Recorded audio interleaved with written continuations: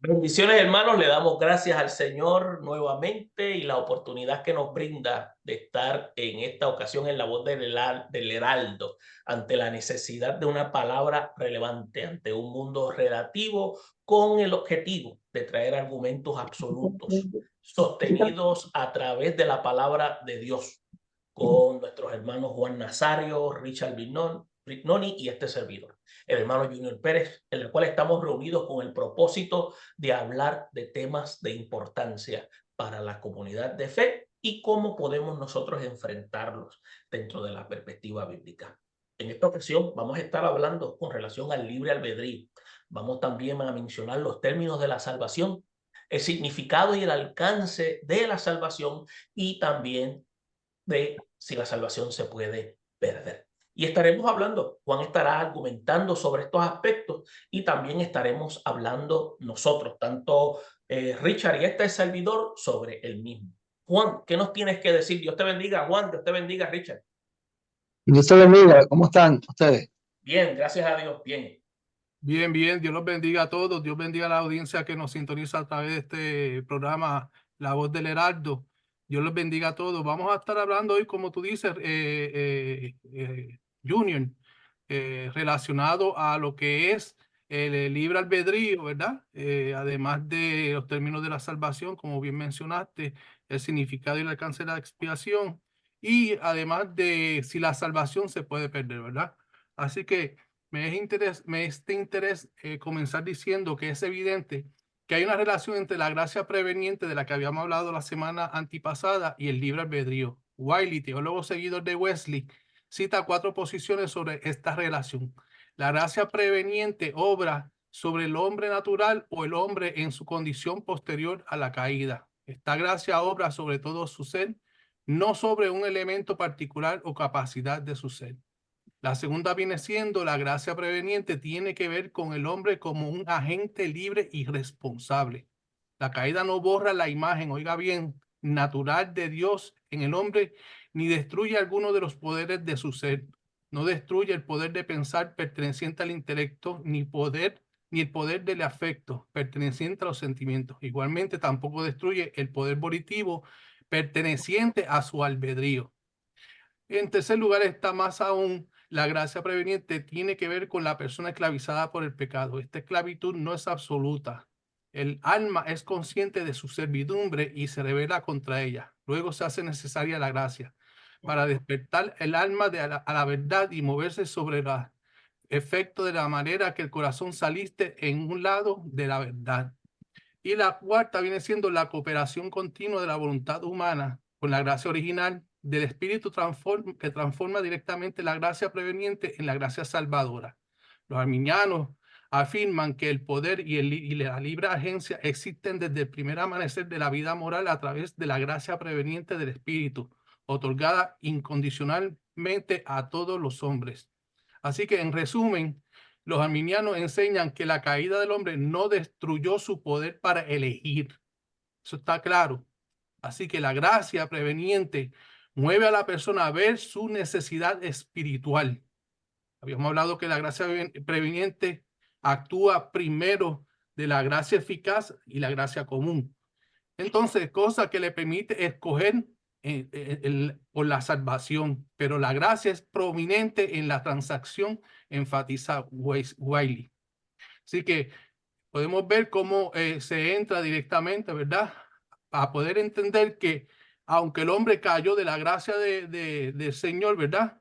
Esto no eliminó la capacidad del hombre poder elegir, ¿verdad? Por su propio libre albedrío, que no queda invalidado por causa de aquello que ocurrió en el principio. Así que podemos continuar diciendo que los términos de la salvación son 4 cosas que componen la fe salvadora. La primera es la conciencia del pecado, la segunda es volverse hacia Dios por medio de la gracia preveniente del Espíritu Santo, quien convence y atrae. El tercer punto sería el arrepentimiento y la confesión de que el pecado ha separado al hombre de la gracia de Dios y ha evitado que se una al nuevo pacto. Y la cuarta, la apropiación personal del nuevo nacimiento en Jesucristo. Ahora, oiga bien, la responsabilidad humana en la salvación requiere conocer el pecado, darle la espalda, volverse a Dios y tener fe en Cristo. Así que arrepentirse requiere actuar, más aún el arrepentimiento es anterior a la fe. Según Wesley, debemos arrepentirnos antes de creer en el Evangelio. Debemos cortar, oiga bien esta parte, debemos cortar la dependencia de nosotros mismos antes de que podamos depender verdaderamente de Cristo. O sea que debemos renunciar a nuestra persona para poder depender de nuestro Señor. Debemos erradicar toda la confianza en nuestra justicia o no podemos tener verdadera confianza en la suya. Cuando nos liberemos de confiar en las cosas que hacemos, podremos confiar completamente en lo que Él ha hecho y sufrido. Así que es pertinente resaltar el hecho de que debemos aquí entender que tenemos que, como parte de nuestra responsabilidad humana, al nosotros creer, tenemos que primero cortar con nuestra propia dependencia y nuestra creencia de que somos autosuficientes cuando en realidad tenemos que depender de nuestro Señor Jesucristo. ¿Para qué? Para ser salvos. Significado de la expiación. Los arminianos en general se aferran a la perspectiva gubernamental de la muerte de Cristo. Según Cristo, según la cual Cristo no murió en sustitución de los pecadores. Cristo sufrió para satisfacer la justicia o el gobierno de Dios, no para morir por la humanidad. Por lo tanto, Dios hace a un lado la exigencia de la ley y perdona a los pecadores sobre la base de su gobierno, se mantiene y recibe honra. Y en el alcance de la expiación, ellos enseñan que la expiación de Cristo fue universal y con eso no significa que somos universalistas, como dicen los calvinistas radicales. Más bien que tampoco significa que la humanidad se salve incondicionalmente, sino que la ofrenda de sacrificio de Cristo satisfizo las solicitudes de la ley divina para hacer posible la salvación para todos, que es la gracia común. La provisión de Cristo a través de la expiación es para todos, es suficiente para que todos se salven, aunque no todos se salvan. Las escrituras enfatizan la provisión universal en Juan 3:16, Romanos 5:8 y 2 Pedro 2:1. Así que los arminianos enseñan que en relación a esto, que el beneficio de la expiación incluye lo siguiente: la existencia continua de la raza humana. Es difícil concebir que la raza humana se le hubiera permitido multiplicarse en su pecado y depravación si no hubiera habido provisión para su salvación. Segundo, la restauración de todos los hombres en un estado potencial de salvación. La expiación proporcionaba a todos los hombres incondicionalmente el don gratuito de la gracia. Esto incluía restaurar el espíritu en la raza humana como el espíritu de iluminación, lucha y convicción. Así el hombre no solo se le da la capacidad de ser probado apropiadamente, además se le garantiza la ayuda misericordiosa del Espíritu Santo. Y el tercer punto indica que la salvación de quienes murieron en la infancia, debemos considerar que la expiación logra la salvación real de quienes murieron en la infancia. Así que si el hombre nace depravado, los niños en este caso no son considerados depravados totalmente. Es aquí donde se considera que el hombre no nace depravado totalmente. Quiero dejarlo hasta aquí para no entrar todavía al punto del tema de la salvación se puede perder. Por si hay algún comentario o alguna pregunta, lo dejo de parte de ustedes. Oye, quería señalar, y yo creo que esto lo podría argumentar Richard. Richard, ya que en este caso a ti te llama mucho el aspecto del calvinismo, el calvinismo no cree en el libre albedrío, ellos creen más en la predestinación. El calvinismo, el ser humano dentro del calvinismo, cree que el ser humano tiene libertad, voluntad propia para escoger el carro que quiere coger, o escoger la casa que quiere, escoger el color de camisa que se quiera poner o escoger lo que quiera comerse. En cuanto a eso, el ser humano tiene libertad. Pero en cuanto a salvación, ya otra etapa, eso es otra cosa ya. Porque el Señor Jesucristo dice en su palabra que Él vino a llamar, a salvar a los escogidos, según dice la posición calvinista, vamos a decirlo de esta manera, que los elegidos son los que el Señor vino a salvar y que esas personas, como el caso del Señor puso un ejemplo de las ovejas, conoce la voz del pastor y esas ovejas van a responder a la voz del pastor. Y esas ovejas van a seguir al pastor una vez que los pastores los reúnen. Y también dijo el Señor que él tiene otras ovejas que son necesarios que vengan a él. O sea, que son seres humanos, según la posición calvinista. El ser humano es escogido para salvación porque no tiene la capacidad para venir a Dios, porque según la posición calvinista, el libre albedrío ha sido totalmente averiado por el pecado. O sea, que el ser humano no tiene la capacidad para escoger entre el bien y el mal. Tiene el conocimiento, sí, sabe el bien y el mal, lo conoce, pero la capacidad para ejecutarlo no lo tiene, según la posición calvinista. Por lo tanto, el ser humano no puede tomar la iniciativa de buscar a Dios primero. Dios tiene que tomar la iniciativa primero y extender la salvación al hombre. O sea, en otras palabras, que según la posición calvinista, primero, antes que la persona pueda arrepentirse, Dios tiene que intervenir en la persona, en su corazón, el llamado eficaz. En otras palabras, conocido como el llamado eficaz, que cuando uno escucha la predicación del evangelio, el Espíritu Santo va a obrar en tu corazón de tal manera para que tú lo recibas y lo creas y pueda arrepentirte, entonces ser justificado. Pero según la posición arminiana es al revés, que según la posición arminiana que el ser humano tiene la capacidad para arrepentirse por su propia cuenta y entonces ser justificado. O sea que en otras palabras, que el hombre tiene que hacer, si el hombre no se arrepiente, entonces Dios no puede hacer nada, que Dios tiene que quedarse con los brazos cruzados porque el hombre se está resistiendo. Pero la realidad es, dice la Biblia, por cuanto todos pecaron y están destituidos de la gloria de Dios. O sea que todo ser humano ha caído en el pecado. O sea, todos nacemos con la naturaleza pecaminosa, y todos somos esclavos del pecado y todos estamos averiados sin Cristo.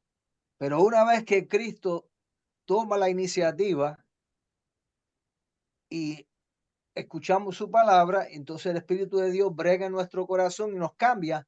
Entonces somos capacitados para aceptar y venir al Señor, pero por nuestros propios esfuerzos no.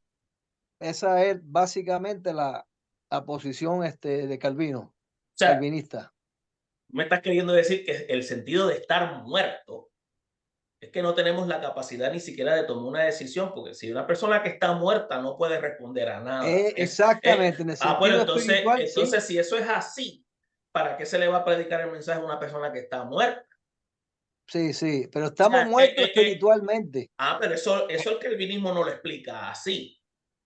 Porque fíjate, y no te hice no te hice el comentario, la pregunta para ponerte en esa posición. Simplemente lo traigo a la misa porque fíjate, Juan está presentando el aspecto del libre albedrío y todo este argumento que acabas de presentar viene a mi mente el siguiente aspecto.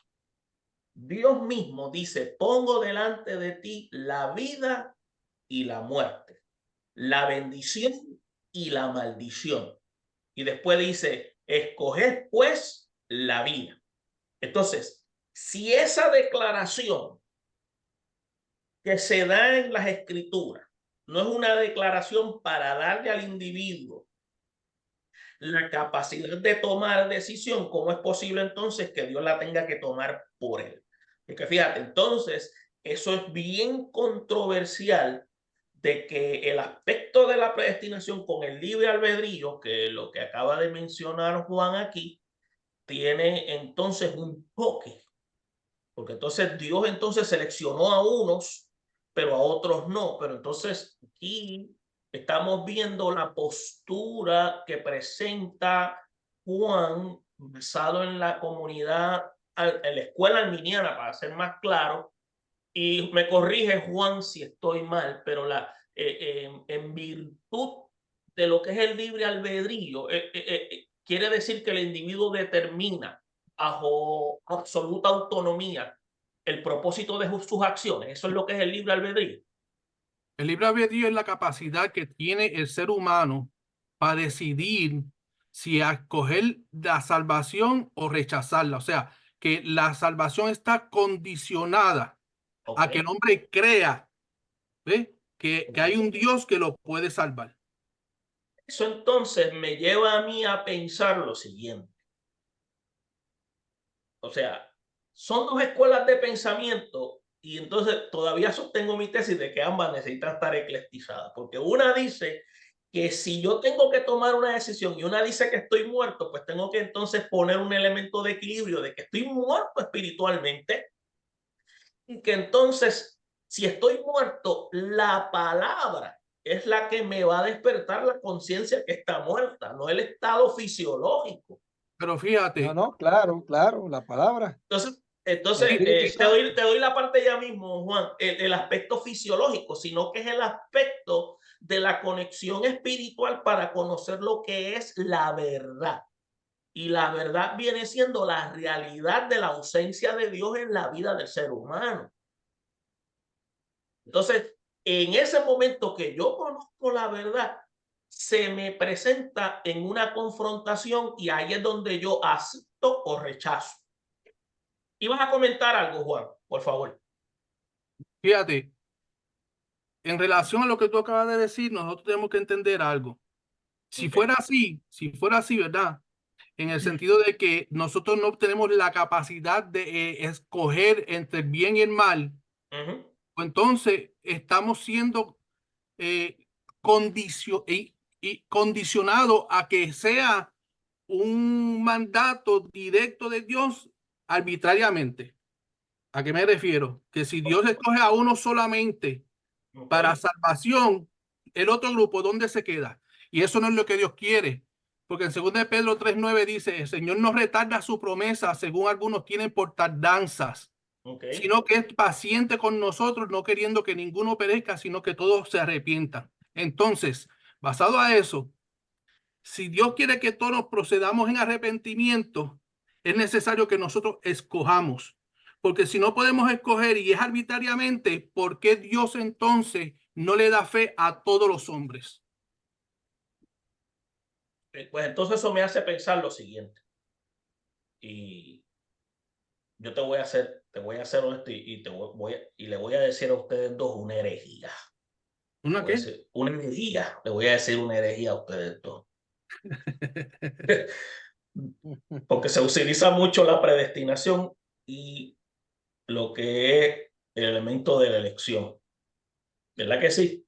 Entonces hablamos de que fuimos predestinados antes de la fundación del mundo y cada vez que se habla de esos puntos se hace como bien difícil explicarlo. Pues fíjate, nosotros fuimos predestinados.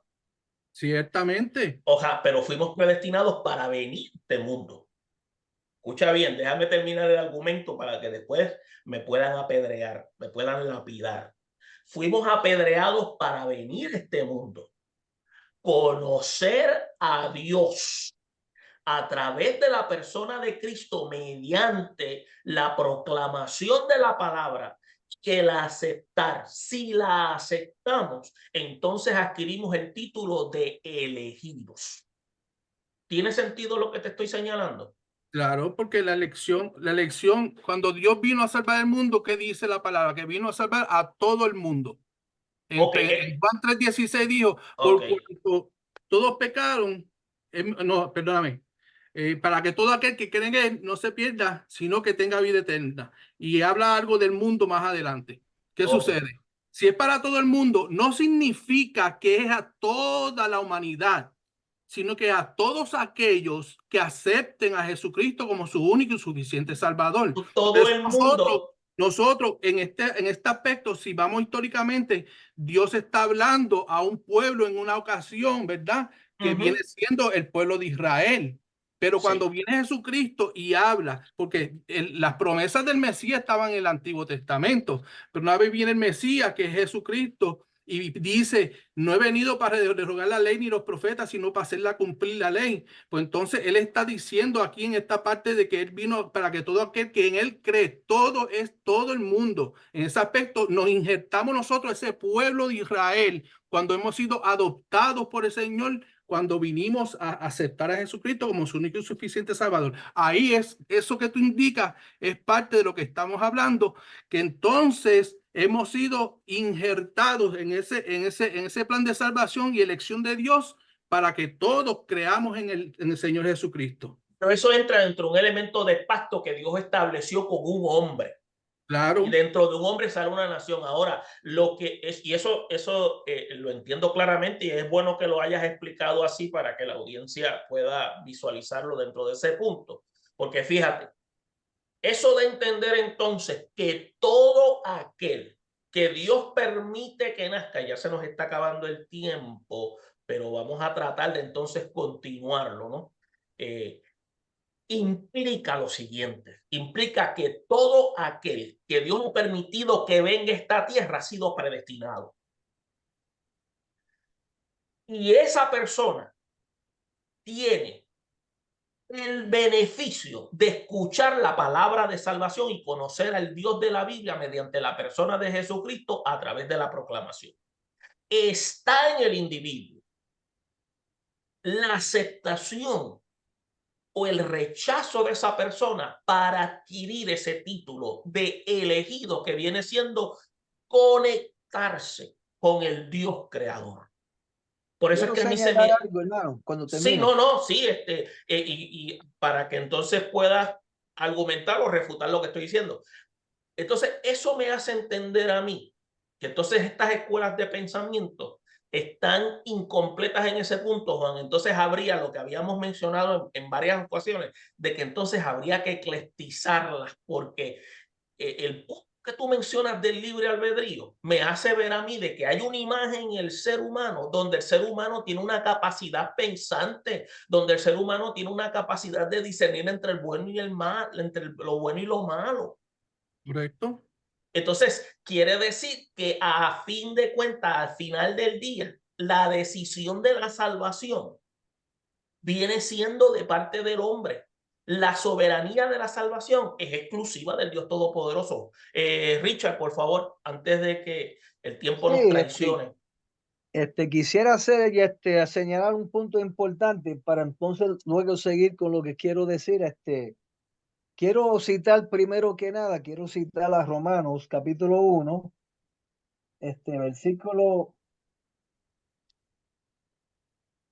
21, que aquí el apóstol Pablo está hablando de la culpabilidad del ser humano en términos generales, ¿verdad? Romanos capítulo 1, ¿verdad, Richard? Sí, capítulo 1, versículo 21. Ok, está bien. Y dice así la palabra de Dios, refiriéndose al ser humano, Okay. pues habiendo conocido a Dios, no le glorificaron como a Dios, ni le dieron gracias, sino que se envanecieron en sus razonamientos y su necio corazón fue entenebrecido. O sea que el ser humano, cuando está, eso, ahí lo que Pablo está diciendo es que cuando el ser humano está bajo la influencia de la naturaleza pecaminosa, su razonamiento está averiado, no está pensando correctamente las cosas. Por lo tanto, va a tomar decisiones equivocadas y va a pensar que las cosas son de diferentes maneras que en realidad es. O sea, que si Dios dice algo, el ser humano va a decir lo contrario a lo que Dios diga. O sea, que el ser humano, cuando está afectado por su naturaleza pecaminosa, no va a pensar con claridad las cosas, ni va a actuar con certeza, ni de acuerdo a las palabras de Dios, porque está bajo la influencia de una naturaleza pecaminosa. Y habiendo dicho eso, la premisa, partiendo de la premisa de que según la posición calvinista, todo ser humano está incapacitado para buscar de Dios, exactamente todo ser humano. Por lo tanto, que Dios, para poder salvar, tiene que primero cambiarle regenerar el corazón de la persona primero. O sea, por medio de la predicación del evangelio, cuando la persona escucha la predicación del evangelio, y como todo el ser humano, todos están perdidos y todos están sin Dios y sin esperanza, muertos en delito y pecado, como dice Efesios 2:1, Dios, al que Él quiere salvar a ese corazón, Él le va a devolverle la vida para que entonces pueda aceptar el mensaje de salvación y venir a Cristo. Porque partiendo de la premisa del calvinismo, como dije anteriormente, todos los seres humanos están todos muertos en delitos y pecados.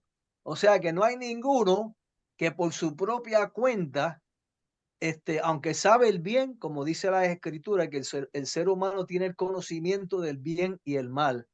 Y como decía el apóstol Pablo también, que el hombre, el deseo de hacer la voluntad de Dios está en él, pero no el hacerlo. O sea, tiene el deseo, pero no puede hacerlo por causa de su naturaleza caída y pecaminosa. Por lo tanto, Dios tiene que intervenir directamente en ese corazón por medio de las Escrituras y por medio del Espíritu Santo para que la persona reaccione y reciba el mensaje. Pero sin embargo, si no es así, puede escuchar toda predicación del mundo y no va a reaccionar porque está muerto en delitos y pecados, como dice Pablo en Efesios 2:1, y no va a poder reaccionar.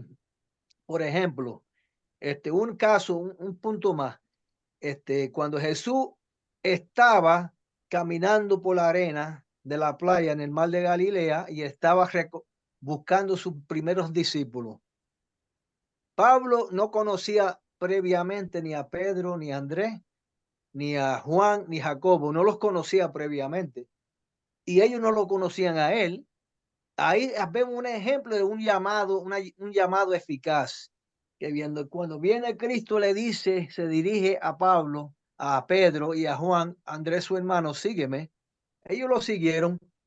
Ellos nunca habían conocido a Jesús en su vida. Y un desconocido le dice que le sigan, ellos lo siguieron. Y lo mismo pasó con Juan y Jacobo, que estaba Juan y Jacobo en la playa almendando las redes con su padre, y viene el llamado eficaz. Viene Jesús, se dirige hacia ellos, sígueme, sin conocerlo, nunca los conocía en su vida, ni ellos a él, y ellos lo siguieron. O sea, ahí podemos ver un ejemplo de un llamado eficaz. De la misma manera, la salvación es así, que Dios habla a tu corazón directamente y te llama y tú le sigues. No es porque tú lo conocías anteriormente, sino porque es Dios que te está atrayendo. Y no es porque tú lo conocías o porque ya tú sabías que Él iba a venir a buscarte o a llamarte. Es un llamado eficaz. Así es la salvación. Así es cuando Dios atrae a los seres humanos, a la multitud de seres humanos que están todos perdidos. De esa manera, según la posición de Calvino. Oye, Juan, Richard habló de lo que se llama una gracia eficaz. ¿Qué tú tienes que argumentar sobre el mismo? Bueno, si no me equivoco, Richie habló más que de la gracia eficaz, habló de un llamado eficaz, donde pone el ejemplo de que Jesucristo en la área de la playa llamó a los apóstoles y que de esa forma pues ellos vieron a Jesucristo y reaccionaron inmediatamente aún sin conocer a Jesucristo y lo siguieron.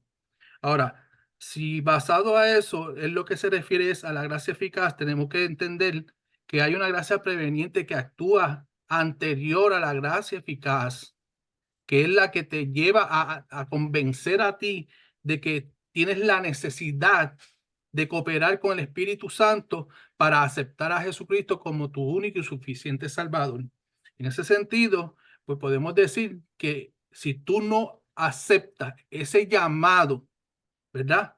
Como parte de esa preparación que hace el Espíritu para que tú aceptes a Jesucristo, pues rechazamos la gracia y por lo tanto la gracia puede ser, como dicen los arminianos, rechazada porque está condicionada a creer en el Señor.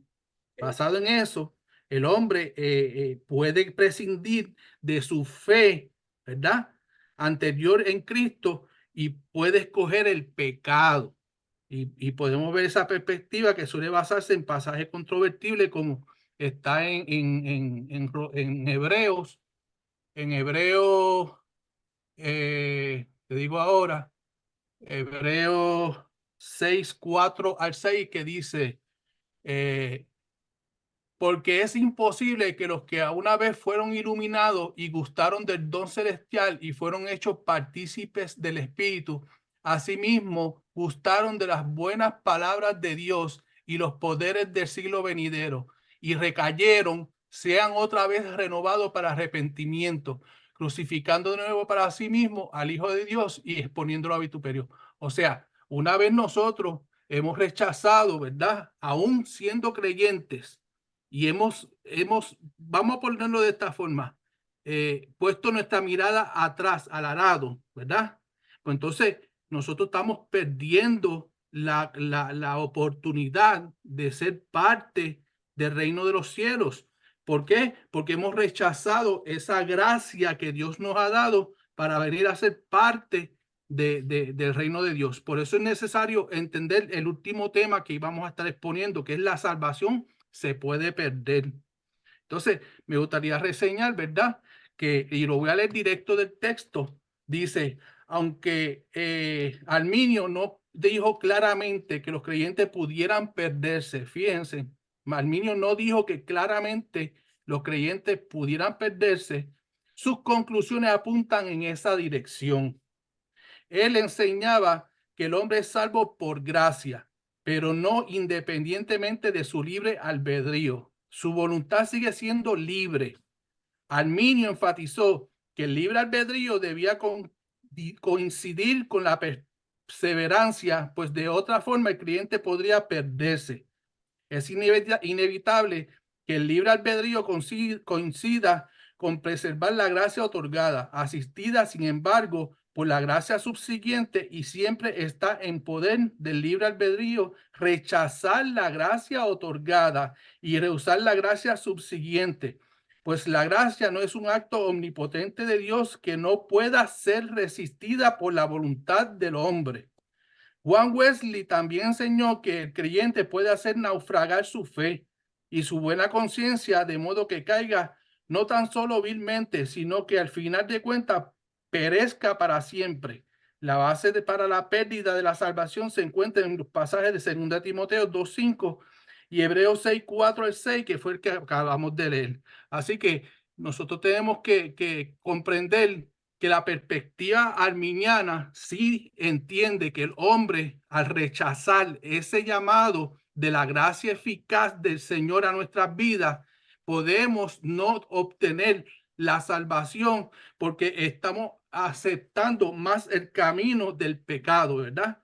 Y estamos separados entonces del Señor, pero Dios nos da la oportunidad y la capacidad, como hemos dicho en la retórica, de que podamos nosotros por nuestra propia voluntad escoger entre el bien y entre el mal, no elegirnos a nosotros para salvación de forma arbitraria, porque de lo contrario habrían unos que estarían determinados a ser escogidos para salvación y otros para perdición. Pero la palabra dice bien claro que Dios no quiere que nadie proceda que nadie se pierda, sino que procedan en arrepentimiento. Quedaría una pregunta en el aire, como dije anteriormente. Si Dios no quiere que todos se pierdan y el calvinismo dice que el hombre no tiene la capacidad para ser salvo, pues entonces, ¿por qué Dios no le da fe a todos los hombres? Esa yo creo que la vamos a tener que contestar en la próxima sección porque ya el tiempo nos ha traicionado. Ha sido un placer y ha sido una experiencia muy buena, Juan y Richard, Gracias. porque esto nos lleva a nosotros a seguir indagando con relación a las escrituras. Esperamos que usted se mantenga en sintonía con nosotros en la voz del Heraldo ante la necesidad de una palabra relevante, ante un mundo relativo, con el objetivo de poder traer argumentos absolutos sostenidos a través de la palabra de Dios. Bendiciones a todos y nos vemos en otra ocasión. Bendiciones. Dios les bendiga.